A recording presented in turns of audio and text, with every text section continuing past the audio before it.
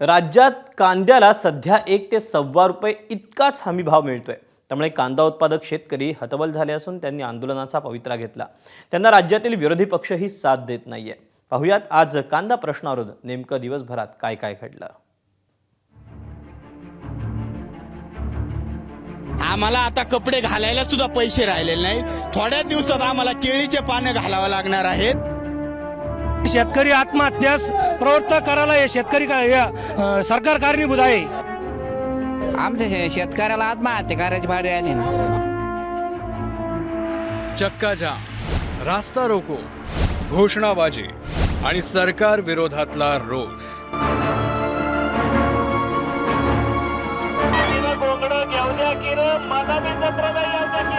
राज्यात कांदा प्रश्नावरून वातावरण चांगलंच तापलंय। त्यामुळे अशी रस्त्यावर उतरून ठिकठिकाणी आंदोलनं केली जात आहेत। शेतकरी आणि आंदोलकांची मागणी एकच आहे। शेतकऱ्याची हाल एकदम बिकट झालेली आहे। एकरी 60 ते 70 हजार रुपये खर्च येत असताना आज कांदा 300 ते 400 रुपये बाजार भावाने विकला जातोय। त्यामुळे शेतकऱ्याची हातोनात हाल होत आहे आणि आज शेतकरी हा नेटाकुटीला आला अजून शेतकऱ्याला आत्महत्याशिवाय दुसरा पर्याय राहिला नसून या सरकारला पाया उतार केल्याशिवाय पर्याय राहिला नाही। शेतकऱ्याचे कांदे 2 रुपये 3 रुपये भंगार 7, 18, 19 रुपये भंगार विकतं। कांद्याला 2 आणि 3 रुपये भाव देऊ राहिले। काय पुरतं शेतकऱ्याला?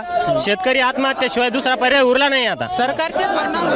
शेतकऱ्याच्या कांद्याला 100-200 रुपयाच्या भावाने विकू राहिला। शेतकऱ्याला कोणत्याच पिकात काही नाही। कांदा आहे तर याच्यात बी याला बी भाव नाही, तेव्हा शेतकरी एकदम चिंतेत आहे आता। कांद्याला हमी भाव मिळावा। छत्रपती संभाजीनगरमध्ये ठाकरेंच्या शिवसेनेनं आंदोलन करत समृद्धी महामार्ग रोखून धरला।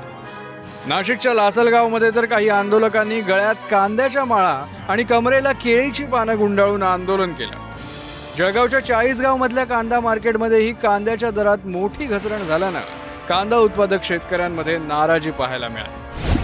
हे आंदोलन यासाठीच आहे, तुम्हाला पाहूनच कळलं असेल का गेले 10 वर्ष कांद्याला कधी 10 रुपयाच्या वर बाजार भाव मिळाला नाही। आम्हाला आता कपडे घालायला सुद्धा पैसे राहिलेले नाही।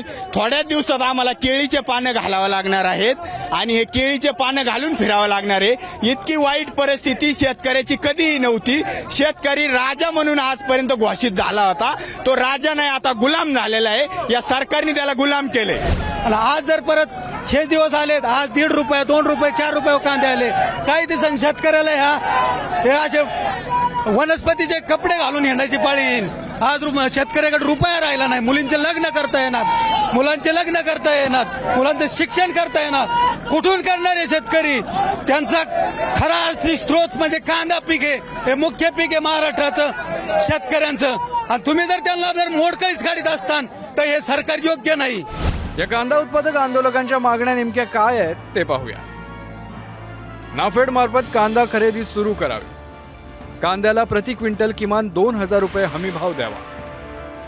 प्रत्येक क्विंटल मागे 1500 रुपयांचं अनुदान जाहीर करावं। कांदा निर्यात कायमस्वरूपी खुली ठेवावी। खतावरील अनुदान थेट शेतकऱ्यांच्या खात्यात जमा करावं। दर्जेदार कांदा बियाणं अनुदानित दरात उपलब्ध करून द्यावं।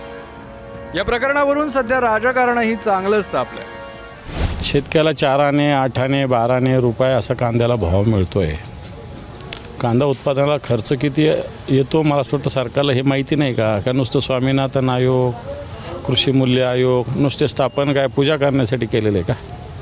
म्हणून या कांदा उत्पादक शेतकऱ्याला किमान 2000 रुपये भाव दिला पाहिजे ही मागणी।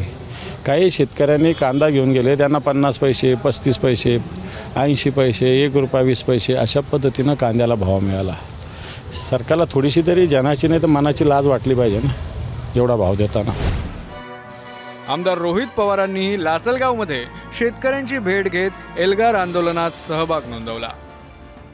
मुख्यमंत्री साहेबांनी 12.5 रुपये जो रेट डिक्लेअर केला, लोक अक्षरशः त्या बाबतीत रागवलेले आहेत, चिडलेले आहेत। त्यांचं मत आहे की 2023ला जेव्हा इलेक्शनच्या आधी तुम्ही 24 रुपये डिक्लेअर करता आणि आता इलेक्शन झाल्यानंतर खऱ्या अर्थाने शेतकऱ्याला जेव्हा मदतीची वेळ आलेली आहे तेव्हा तुम्ही 12.5 रुपये करता, हे आम्हाला मान्य नाही, हे आम्हाला परवडणारं नाही।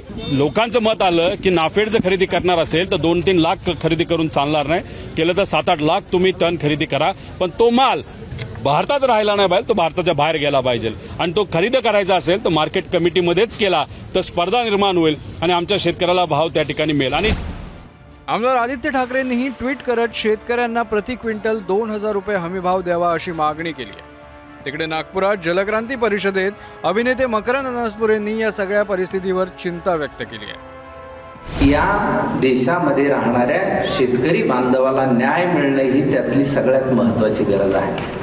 आज एवढं काम करत असताना सुद्धा विदर्भामध्ये शेतकऱ्याला जर आपली किडनी विकावी लागत असेल कर्जापोटी आणि कांद्याच्या दराला जर मार्केट मिळत नसेल शेतकऱ्याला, तर त्याच्यासारखं दुर्दैवी गोष्ट नाही. आपण आपल्या कामाचं कौतुक किती करणार आणि कुठपर्यंत करणार. एकीकडे कांद्याला हमीभाव मिळत नसल्यानं शेतकरी हवालदिल झालाय. लागवडीचा खर्चही निघत नसल्यानं प्रचंड आर्थिक नुकसान सोसावं लागतंय. आता या सगळ्यातून बाहेर पडण्यासाठी बळीराजाला अपेक्षा आहे ती सरकारकडून. त्यामुळे आता मायबाप सरकार या सर्वातून काही ठोस मार्ग काढणार का हे पाहणं महत्त्वाचं ठरेल. ब्युरो रिपोर्ट, ABP माझा.